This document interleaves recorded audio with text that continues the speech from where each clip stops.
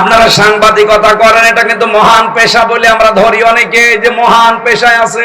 আপনারা মহান পেশায় তখন থাকবেন যখন সত্যকে সত্য বলে তুলে ধরবেন আর মিথ্যাকে মিথ্যা বলে জানিয়ে দেবেন, তখন ওই পেশাটা মহান হবে। সাংবাদিকরা হয়তো অনেকে এখন ওই পথে নেই, তারা সত্য মিথ্যাকে মিশ্রণ করে একটা সংবাদ ছড়িয়ে দেয়, আর এটা সবচাইতে বেশি হয় বাংলাদেশে। নবী যদি সত্যের কথাগুলো সঠিকভাবে তুলে ধরতে পারে, এই পৃথিবীতে যারা সাংবাদিক তাদেরও উচিত, যারা এই দেশে নেতৃত্ব দেয় তারা যদি আদর্শ হিসাবে নেতা গ্রহণ করতে হলে মুহাম্মদ রাসূলুল্লাহকে গ্রহণ করে, পারবে না?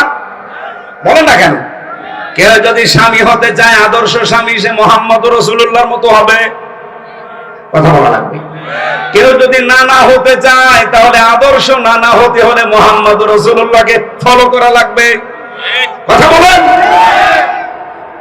কেউ যদি রাষ্ট্রনায়ক হতে চায় তাহলে আদর্শ রাষ্ট্রনায়ক হতে হলে তাকে মুহাম্মদ রাসূলুল্লাহকে ফলো করা লাগবে।